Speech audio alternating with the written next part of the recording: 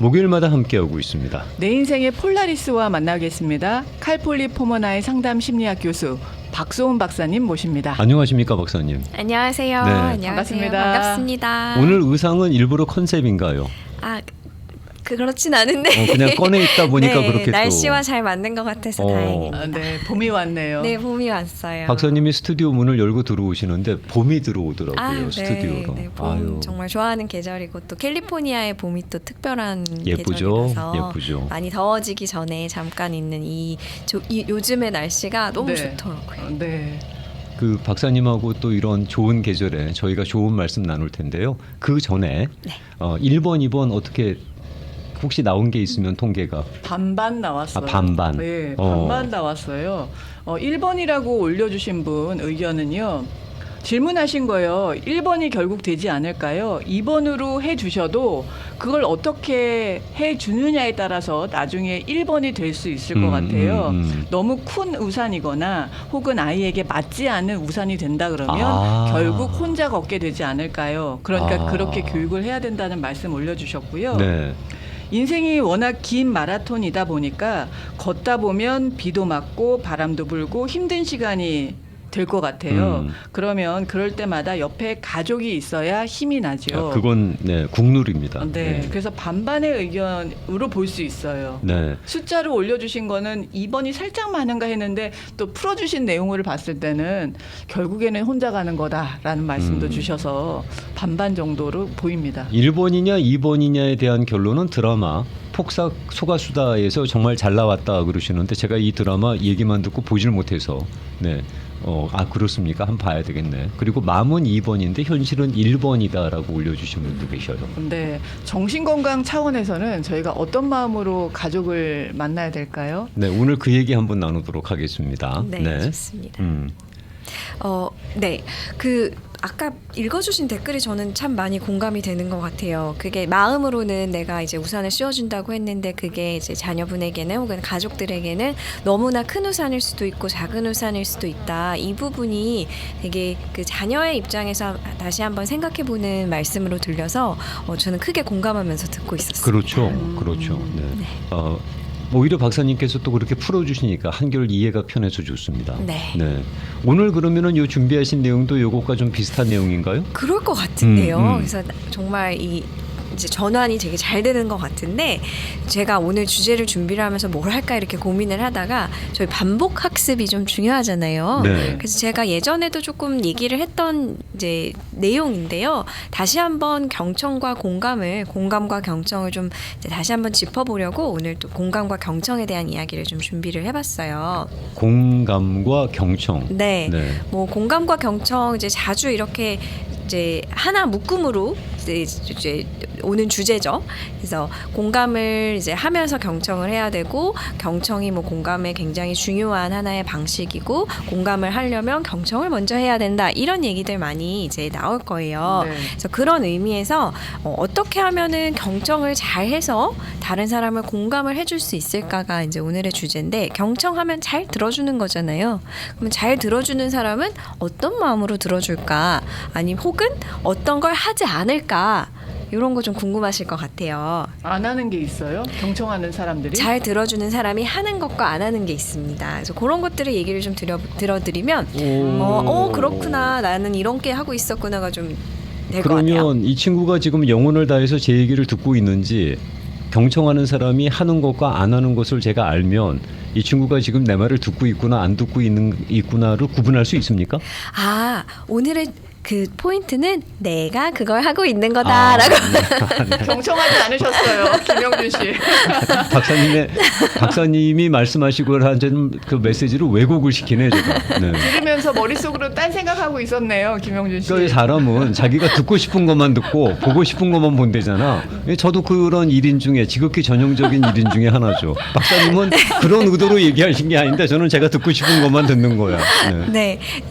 오늘 이제 말씀드린 거를 그러면은 내가 한번 이제 이걸 알았으니까 저 사람이 나의 말을 경청하고 있나 안 있나 보다는 내가 한번 어떻게 하면 경청을 잘 할 수 있을까의 어떤 그런 이제 참고 사항으로 삼아주시면 좋을 것 같아요. 네. 그래서 경청이라는 거를 이제 얘기를 드리면 그 경청이 어떤 그런 상황이 있을 거잖아요. 내가 네. 이제 잘 들어줘야 되겠구나라는 그런 상황이 있을 텐데 보통은 이제 누군가가 내가 좀 힘든 일이 있어, 좀 요즘 고민이 좀 있어 이런 말을 하겠죠. 그럴 때 많은 분들이 저도 그래요. 저도 뭐 아직까지도 그런 가장 먼저 올라오는 반응은 무슨 말 해주지? 내가 어떻게 하면 도움이 되지? 이런 생각이 들기 때문에 조언부터 나가기가 쉽습니다. 지극히 전형적인. 네. 네. 그래서 오늘 먼저 말씀을 드리고 시작을 하자면 잘 들어주는 사람이 하지 않는 것은 조언입니다. 오. 네. 이게 이상한데? 라고 생각하실 수 있어서 부연 설명을 조금 드려야 될 것 같은데요. 조언이라고 하면은 쉽게 말하면 그런 거죠. 그럼 이렇게 해봐요. 그렇죠. 네. 어. 내가 겪어봤는데 한번 이렇게 해봐요. 누가 내가 얘기해 준 게 있는데 이렇게 해봐요. 시간 지나면 괜찮아져요. 다 그냥 잠깐이야. 이런 식의 어떤 이제 위로를 의도로 한 조언들이 이제 있을 텐데 이 말이 틀린 건 아니에요. 맞는 말이죠. 그런데 잘 들어주는 사람은 이 말을 할 때를 잘 압니다. 그래서 어떤 고민이 요청이 들어왔을 때 혹은 이제 상대방이 어떤 고민을 나눴을 때 먼저 이 말부터 나가지는 않아요.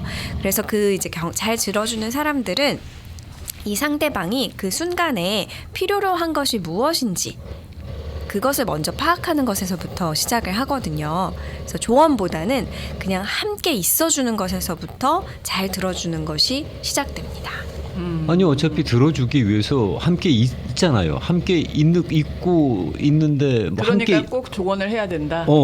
근데 함께 있어줘야 된다라고 하는 전제를 선뜻 이해하지 못해서 드리는 네. 질문입니다. 네, 그런 말씀을 사실 반문하시는 분들이 정말 많거든요. 제가 이제 어떤 대화법을 얘기를 하거나 공감에 대해서 얘기를 하고 경청에 대해 얘기를 할 때 지금 방금 말씀드린 것처럼 꼭 조언부터 시작하지 않아도 괜찮습니다.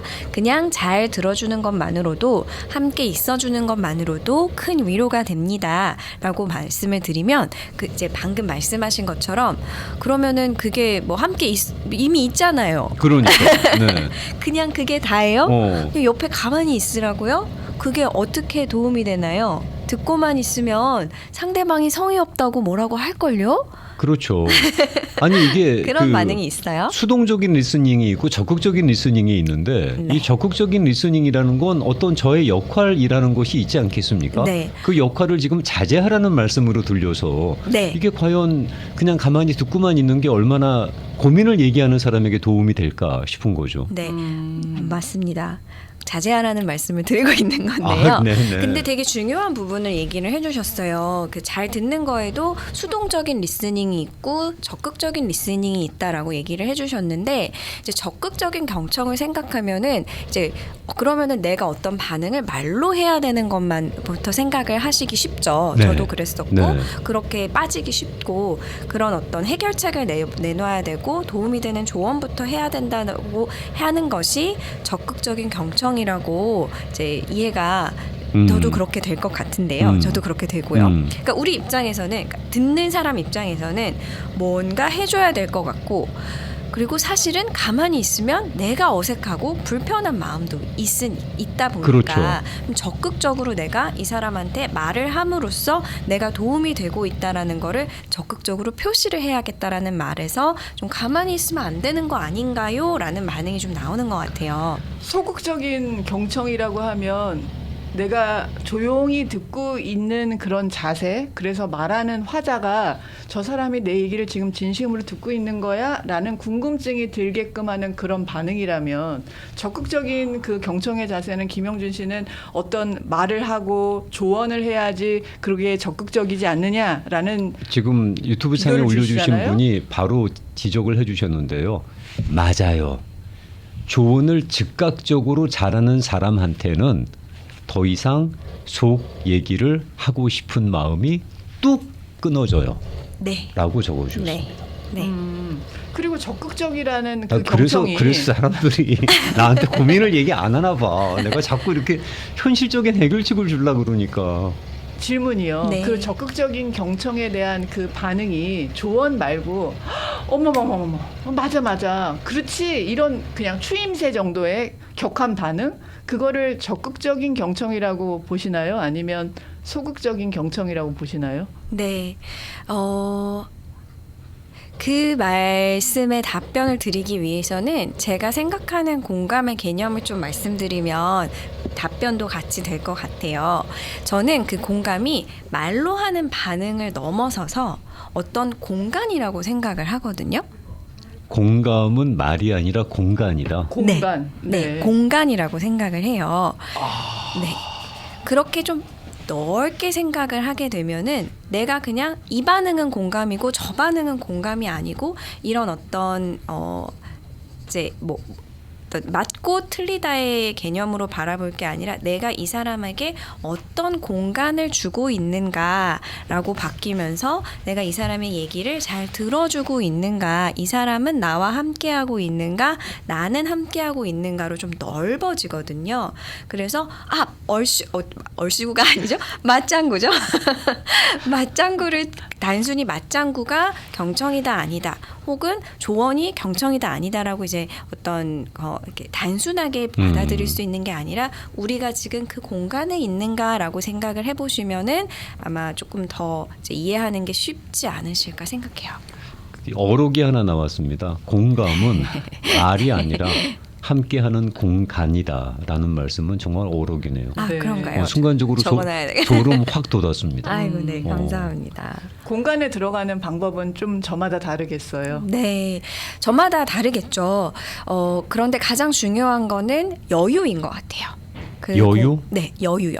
그 공간 안에서 둘 다 조급해서 이제 이런 거 어떻게 해보면 어때? 아니면은 뭐 따끔한 조언도 인생에 필요해. 내가 겪어보니까 그렇더라고. 그러니까 이렇게 하면서 해결책을 갑자기 제시하시면 아까 이제 댓글에서 네. 그 공간이 사라진 거예요. 그 댓글에서 말씀해 주신 거는 네. 얘기할 맛이 뚝 떨어져요 라고 하셨잖아요. 그렇죠. 네. 그러면 그 공간이 사라지는 증발해버리는 거는구나. 겁니다. 그러면 그 공간을 계속 유지를 하려면 그래, 난 널 들어주고 있어. 들어주고 있으니까 계속 얘기해봐라는 반응이 뭐 말로 됐든 뭐 어떤 비언어적인 반응으로 나왔든 그것을 상대방이 느낄 수 있다면 그 공간은 사라지지 않겠죠. 제가 저희 딸내미가 직장을 다니다 보니까 가끔씩 직장에서 이제 자기도 뭐 좋은 일도 있지만 힘든 일도 있을 거 아니겠어요? 그러면 이제 사회생활에 대한 자기 나름의 고민을 저한테 얘기할 거 아니겠습니까? 그러면 저는 직장 생활을 나름 오래 했으니까 제 딴에는 제가 해봤으니까 겪어봤으니까 뭐 옛날에 그런 일을 부지기수로 당했으니까 바로 해결책 들어가거든요. 꼬마가 그런 말 하더라고요. You don't understand me.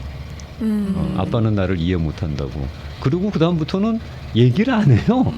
그래서 나한테 얘기하게 되면 깔끔하게 해결해 줄 텐데 왜 얘기를 안 하지?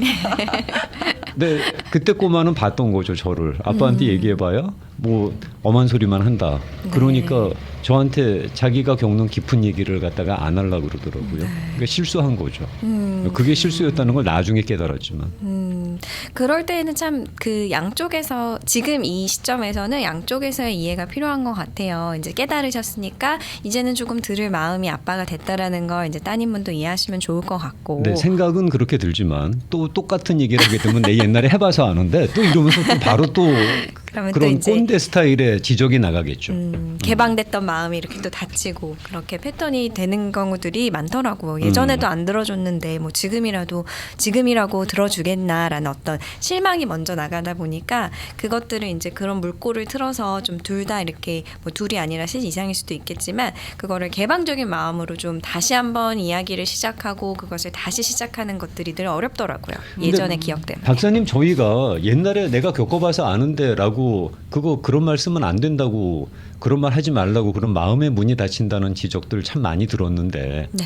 우리가 옛날에 해봐서 아는데 그러면서 그 경험을 쉐어하려고 하는 거는 어떻게든 그 친구가 빨리 고민을 해결하고 빨리 본인의 흔들림을 멈추고 다시 활기차게 자기 갈 길 가게 하고 싶은 그 마음, 그 사랑 때문이거든요. 네. 근데 그 사랑의 전달 방법이 좀 잘못된 거긴 하지만 아무튼 그 마음 때문에 그런 거지 저희가 꼰대라서 그런 건 아니거든요.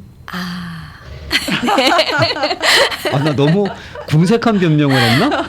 제가 여기서 아까 그 우산 얘기해 주신 네. 그 청취자분의 댓글을 다시 한번 끌어오면은 네. 그때 사랑 그게 이제 맞지 않았던 우산, 너무 크거나 너무 작았던 우산이라고 좀 생각을 해보시면 될 것 같아요. 내가 겪어봐서 아니까 내가 이 말만 하면 잘 해결될 거야는 사실 나 중심의 생각입니다. 그래서 이 어떤 앞에 사람이 이제 얘기해주신 부분에서 이제 자녀분들이 고생을 하는 것들이 내가 불편하기 때문에 얼른 해결해주고 싶고 너가 나대로 하면은 다 해결이 될 것 같은 어떤 조급한 마음이고 나의 불편함과 나의 어색함이거든요. 그 사실 저는 그 꼬마 아이가 다시 웃는 모습을 보고 싶은 욕심이 큰 거거든요. 네. 네, 다시 웃게 해주려고 하는 얘기지만 그게 전혀 웃을 얘기가 아닌 거죠. 꼬마 입장에서는. 네, 그렇죠. 그런 마음 때문에 사실 어떤 부모님들은 고민을 자녀분들이 고민을 이제 했을 때 그거 아무것도 아니야. 내가 다 겪어봐서 한 시간 지나면 괜찮고 넌 뭐 그런 것 갖고 고민해. 그런 마음이 이제 생기면서 속에는 이제 그 말씀하셨던 어떤 빨리 너가 웃었으면 좋겠고 좀 행복해졌으면 그렇지. 좋겠고 사실 너가 행복해졌으면 좋겠다는 이 말을 하는 사람의 욕심인 경우가 많습니다. 지금 올려주신 분 갑자기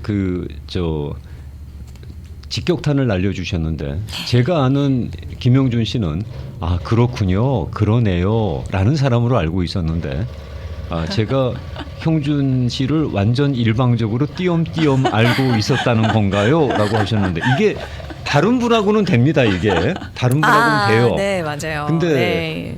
그 꼬마하고는 안 돼요. 네, 가족하고 잘 안 되죠. 꼬마하고는 왜 하필이면 거기서 잘 돼야 되는데 거기선 그게 안 돼. 네. 네. 그 처음에 시작하셨을 때 경청과 공감이 같은 연결고리 안에서 서로 같이 굴러가는 약간 뭐 같은 카테고리 안에 있는 애들이라고 얘기하셨을 때 네. 경청을 잘하는 사람들, 공감을 하기 위해서 경청을 잘하는 사람이 잘 안 하는 게 조언이라고 네. 말씀하셨어요. 그러면 잘하는 건 뭐예요?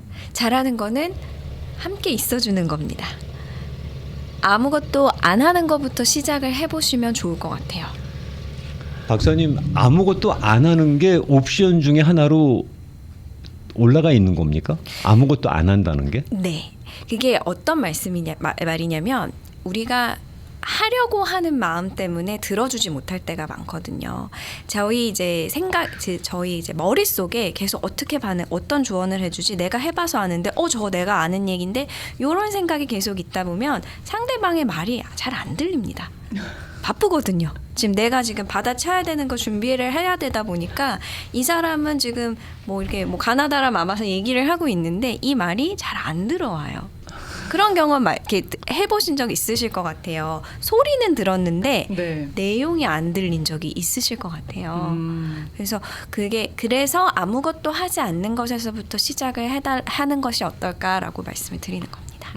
박사님은 정말 박사님이시군요. 아 그런가요? 네, 나 지금까지 박사님을 너무 띄엄띄엄 알았던 것 같아요. 네. 이거 어나들 이거 어록이다.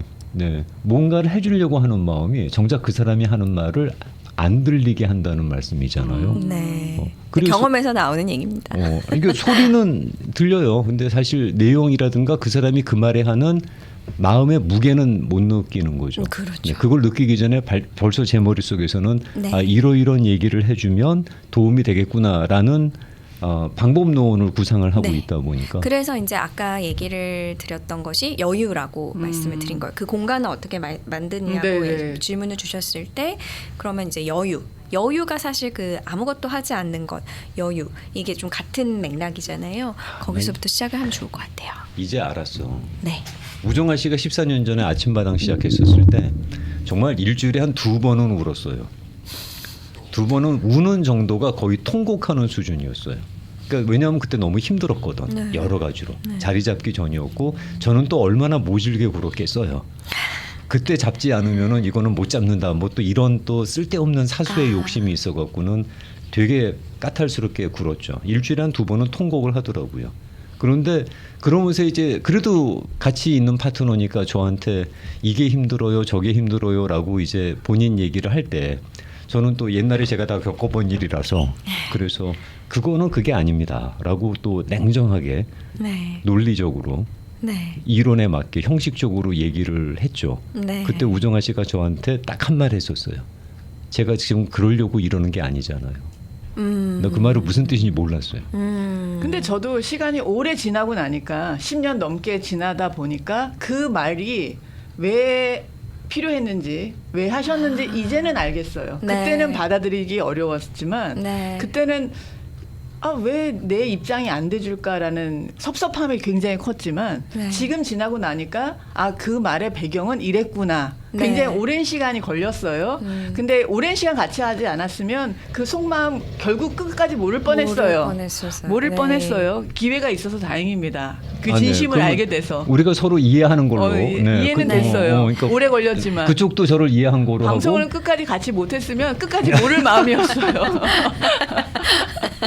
그건 사실입니다. 근데 시간이 좀 오해를 풀었던. 네. 근데 말씀을 듣다 보니 그때 네. 제가 무슨 실수를 했는지를 또 한번 깨닫게 되네요. 네. 근데 여기서 다시 한번 말씀을 드리고 싶은 거는 조언 자체가 틀린 건 아니라고 생각해요. 그래서 제가 이제 조언을 하지 마세요라고 말씀을 드리면은 조언도 얼마나 인생에 어떤 뼈가 되고 살이 되는 말이 있을 수 그럼요. 있는데, 근데 다 그 말 너무나 동의를 하는데 그 조언이 어떤 방식으로 어떤 타이밍에 어떻게 나가느냐는 조금 더 이제 생각이 필요한 거죠.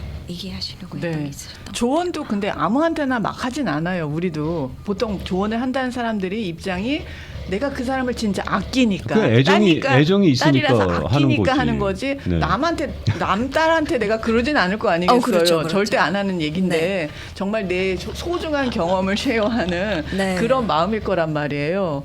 그래서 그 조언이 양날의 칼인 것 같아요. 네, 그런 것 같아요. 네, 조금 이제 내가 좀 너무 조언부터 나간다라는 뭐 피드백을 들어보셨거나 그런 좀 이제 생각이 드시는 분들은 한번 물어보시는 것부터 시작하셔도 될 것 같아요. 내가 그런 경험을 해본 적이 있는데 내 경험을 좀 나눠도 될까? 아니면 너가 좀 더 너의 얘기를 나한테 해주는 게 도움이 되겠니? 어떤 것들이 좀 너가 지금 하고 싶은 거니? 라고 물어보시면 그 화자가 그 고민을 들고 온 사람이 결정할 수 있는 거겠죠. 그래서 아까 이제 그 공간의 개념을 다시 한번 좀 이게 얘기를 하면 그 공간에 지금 두 사람이 있는 거거든요. 나만 있지 않거든요. 그래서 이 사람이 나에게 조언을 내 경험에서 우러나오는 그 정말 지혜와 그 정수를 그거를 요청을 했는지 그거부터 확인이 들어가면 좋을 것 같아요. 여러분은 어떠세요? 잘 듣고 계셔요? 아니면은 어렵습니다. 여러분도 내가 겪어봐서 아는데 내가 그거 해봐서 아는데가 먼저 나가세요? 유튜브 창에 올려주시는 여러분들의 글은 참 촌철살인입니다. 어쩜 이렇게 한 줄의 말씀으로 이렇게 패부를 찌르는 말씀을 하시는지 모르겠지만 아까 우정아 씨하고 저하고의 사례를 말씀을 드렸더니 네. 바로 한 줄 적어주셨어요. 싫어하는 것만 골라 하셨군요. 나 뒤로 넘어가는 줄 알았어. 네. 근데 지금 생각해 보니까 그랬던 것 같아요. 싫어하는 것만 골라 했던 것 이해했어요. 같아요. 그 마음을 이해했어요. 네. 카톡 내용 하나만 읽고 광고 잠깐 전하고 와서 읽을까요? 읽고 가요. 아니면 돌아와서 읽을까요? 뭐 혹시라도 더 적어주실 수 있는 분들이 계실지 모르니까 네. 그럼 잠깐 전하는 말씀 듣고 돌아와서 네. 카톡 반응도 나눠보도록 하겠습니다. 목요일 1부는 내 인생의 폴라리스와 함께하는 시간인데요. 칼폴리포머나의 상담심리학 교수 박소은 박사님과 함께합니다. 혹시 상담을 원하시는 분들은 therapy@soumpak.phd.com입니다. therapy@soumpak.phd.com으로 이메일로 문의하실 수 있습니다. 네, 저 많은 분들께서 혹시라도 박사님과 대면 상담이 가능한지를 여쭤보는 분들이 많으셨는데요. 그동안 박사님 되게 바쁘셨거든요. 학술 대회에 강의까지 하고 계시는데, 근데 뭐 이번에 오피스 클리닉을 오렌지 카운티 쪽에 작게나마 준비하시려고 작업 중이시거든요. 요거 마무리되는 대로 네. 대면 상담이 가능한 클리닉 알려드리도록 하겠습니다. 네. 자, 그러면은 카톡으로서 반응 잠깐 소개하고 박사님 또 마무리 들어가겠습니다. 네, 2월 달에 친한 지인 가족이 세상을 떠났는데 저 같은 경우에는 토요일마다 만나서 함께 있어주고 아무 일 없다는 듯이 밥 먹고 헤어지고 매일 전화해서 뭐해? 밥 먹었어? 이렇게 물어보고 있습니다. 더 이상 깊은 어떤 가족에 관련된 얘기는 하지 않고요. 전화 한 통 그리고 만나서 다른 이야기하고 헤어집니다. 어떤 사람도 만나지 못하지만 그런 마음 때문인지 저하고는 매주 만나서 밥 먹고 헤어지고 있습니다. 그런 것이 공간 속에서 대화가 아닐까 싶습니다. 선생님 저랑 좀 친해지시면 안 될까요? 네. 선생님 참 지혜로운 분이시다. 네. 자신의 경험을 빗대서 그 사람을 아는 척하는 거 가장 싫어합니다. 라고 올려주셨고요. 이해하는 것과 앙금이 남는 건 다른 문제겠죠? 그렇죠. 라는 질문도 주셨습니다. 이게 참 그러고 보면 공감 능력이 많이 떨어지는 건 사실인 것 같아요. 특히 저 같은 사람들. 뭐 좀 주워 들었다고 뭐 이렇게 상당히 어려운 일을 당한 사람들한테 어떨 때는 그거 이겨내라고 모진 말을 할 때가 있거든요. 뭐 그런 얘기, 뭐 불가피하게 벌어지는 일을 명징하게 인식하는 것이야말로 가장 확실한 치유다. 뭐 이런 얘기를 쓸데없이 쇼펜하우가 했어, 니체가 했어, 뭐 이런 얘기를 쓸데없이 떠들면서 얘기하면 그 사람한테 무슨 위안이 되겠어요. 네. 네. 네. 그 공감 능력이 너무 떨어지는 것 같아요. 공감 능력을 키우고 싶어요라고 말씀하시는 분들이 계시죠. 그럴 때 저는 공감을 하고 싶으신가요? 라고 여쭤보고 싶어요. 공감을 정말 하고 싶으세요? 그러면 공감을 하고 싶은 게 뭐지? 이렇게 생각을 하실 텐데 공감을 하고 싶으려면 공감을 먼저 받는 경험을 해야 됩니다. 공감을 받고 내가 이렇게 공감받는다는 게 이렇게 위로가 되고 내가 편안해지는 거구나를 경험을 해야 상대방에게도 공감하고 싶은 마음이 생기고 그걸로 인해서 이제 그동안에 좀 공감 능력이 떨어졌던 거를 채울 수가 있는 거거든요. 근데 공감을 하고 싶다라고 얘기를 하시는 분들의 대부분의 경우에 공감 경험을 해보지 못하신 분들이 많으세요. 어떨 때 내가 정말 나라는 존재 자체로 이렇게 이해를 받고 이게 공감이구나가 없으셨던 분들이 계시기 때문에 더 하기도 어려운 거죠. 그거 저한테 하시는 말씀인데요. 그런가요? 네. 네. 대놓고 질러버리시는. 맞아요. 네. 네. 그리고 실제로 우리는 공감을 별로 필요로 안 해요. 그냥 내가 힘들고 아프면 제가 혼자 쓰다듬고 있는 거고 그게 지나고 나면 그러면 사람들하고 교류하는 것이 정작 폭우가 쏟아지고 바람 불고 이럴 때는 혼자서 그걸 감당해야 된다고 네. 생각하고 자라왔기 때문에 네. 누군가의 공감을 저희는 필요로 한 적이 별로 없었어요. 네. 그런 경우에 이제 공감이 필요가 없었고 내가 나의 어떤 고통이나 아픔을 내가 스스로 이제 컨트롤해야 된다고 이렇게 살아오셨기 때문에 그래서 아까 이제 자녀분에게 참 그렇게 더 어렵다라고 말씀을 하신 게 저희가 가까운 가족들에게는 내가 나의 고통을 해결했던 방식으로 자꾸 기대를 하게 되거든요. 네. 그러다 보니까 공감이 더 어려워지고 조언부터 나가고 따끔한 충고부터 나가고 해결책부터 나갈 수밖에 없게 되는 것 같아요. 그래서 내가 조금 더 나를 대하는 방식, 나의 고통을 해결하는 방식을 조금 해결해 나가다 보면 타인에게 하는 공감은 저절로 생길 수밖에 없습니다. 그래서 그거를 이제 내가 나의 고통에 대해서 어떻게 나 자신에게 얘기를 하는지부터 살펴보시면 공감 능력이 너무 없는 것들 키워야겠어요라고 하는 거에 대부분의 해결이 될 수 있을 것 같아요. 근데 이 얘기를 드리는 이유는 저희가 되게 쉽게 저 사람은 왜 이렇게 공감 능력이 떨어져? 너무 공감을 못하는 것 같아라고 비난으로 얘기를 하잖아요. 그런데 제가 지금 드리는 말씀을 드리면 공감을 본인이 이렇게 받아본 경험, 정말 위로받아본 경험이 없었고 그런 것들이 주어지지 않은 환경에서 자라왔기 때문에 그게 잘 안 되는 거라고 이해가 될 수 있거든요. 비난이 아니라.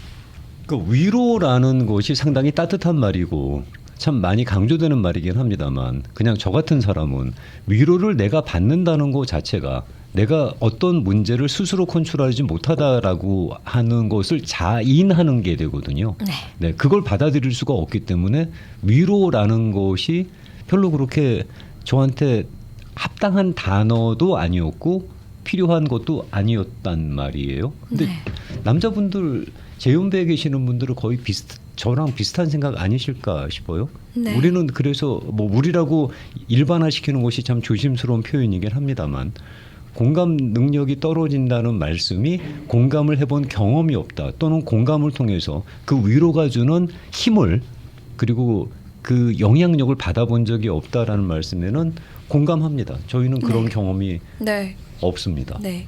그래서 그 경험이 없기 때문에 이게 안 되는구나라고 또 이제 이해를 할 수 있는 바탕이 될 수 있을 것 같고요.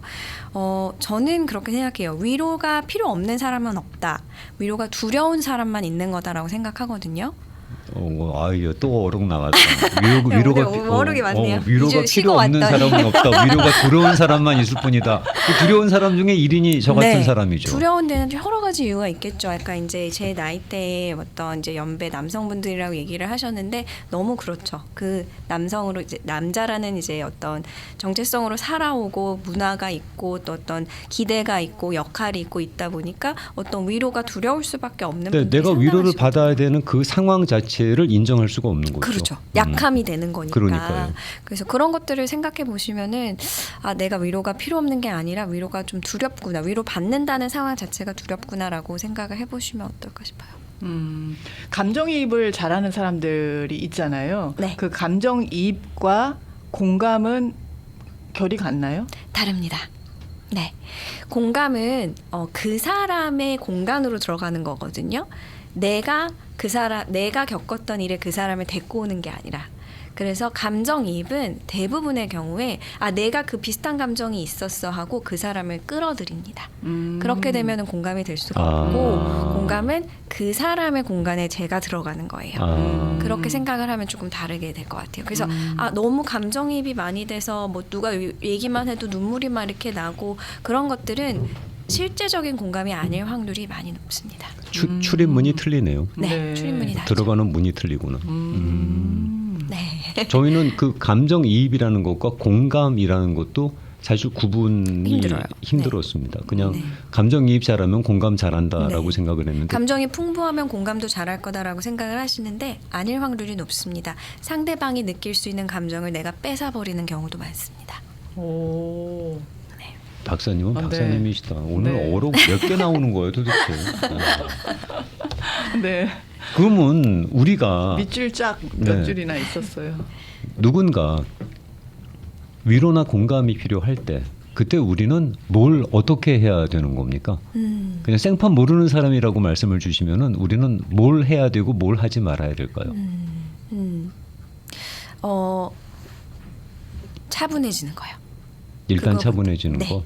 일단은 슬로우 다운, 뭔가 이렇게 느려지고 차분해지고 공간을 들어가야 되니까 내가 그 공간에 이제 들어가는 그 마음으로 어떤 일이 있나, 이 사람이 지금 어떤 마음일까를 생각하는 내 마음 상태를 확인하는 게 첫 번째 걸음이라고 생각해요.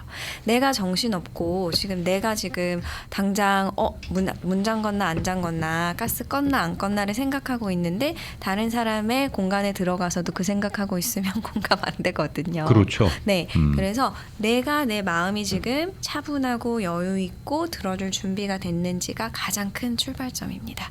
그래서 사실 이제 저처럼 이제 심리 상담을 하시는 분들이 이제 찾아오시는 분들을 만날 때마다 그 중간 마음을 돌보는 이제 마음 챙김 명상을 좀 하시는 분들이 많아요. 저도 그렇고. 스스로. 네. 네. 그래야 내 마음이 조금 차분해졌고 들을 준비가 됐고 어지러움이 없구나. 그래서 그런 어떤 마음 돌봄이 상담사분들이나 다른 사람들에게 이제 서비스를 제공하시는 분들이 그런 게 진짜 중요한 것 같아요. 공감을 잘하시는 분들은 저는 네. 그냥 단순히 감정이 풍부하신 분들이다, 섬세하신 분들이다라고 이해를 하고 있었어요. 그런데 그게 아니네요. 네, 실제로 많은 경험을 해보신 분들이시구나. 네, 그렇죠. 네, 특히 위로에 대해서. 네. 네, 그러니까 그런 교감이 가능하신 거지. 이게 그냥 단순히 감정 풍부, 뭐 감정 예민, 뭐 이거 수준이 아니네요. 근데 그러니까. 거꾸로도 말할 수 있을 것 같아요. 남성분들이 나는 좀 감정이 메말랐어 하시는 분들도 충분히 공감을 하실 수 있다는 얘기네요. 그렇게 생각할 네, 수 있을 것 거꾸로. 같아요. 네. 자세만 됐다 그러면 네. 공감을 하실 수 있습니다. 아무리 네. 감정이 메말라 있어도. 네. 그 자세냐 아니냐, 마음이냐 아니냐가 중요할 것 같은데요. 우리가 워낙 사막이라서 네. 아니라잖아요. 비가 그게 내릴지 중요한 게 모르겠으나 아니라잖아요. 너무 중요한 부분 짚어주셨어요. 감정이 메말랐으면 공감을 못하고 감정이 풍부하면 공감을 잘하고 이거부터 깨야 되는 것 같아요. 알겠습니다. 네. 네, 일단 누군가 제 공간으로 들어올라 그랬을 때 제 공간 안에서 그 사람을 제가 고정시킨 자리에 앉히려고 하지 말고 그 사람이 걸어 들어오는 길을 먼지 나지 않게 일단 좀 잘 닦아놓는 작업부터 하겠습니다. 네. 그래서 좀 더 편하게 들어올 수 있게끔 하는 네. 게 우선적인 작업일 것 같습니다. 네. 많이 배웠습니다. 아, 네. 네, 감사합니다. 생각지도 못했네. 다시 듣기 해야 될 것 같아요. 그러니까 오늘은. 단속 모드. 아이고, 네. 네. 박사님 감사- 말씀 잘 들었고. 네. 네, 그럼 다음 주 뵐 수 있는 거죠? 우리? 네, 네, 다음 주에 다음 주에 뵙겠습니다. 다음 주에 다음 주에 뵙고 또 뵙겠습니다. 말씀 네. 이어가겠습니다. 네. 고맙습니다. 감사합니다. 고맙습니다.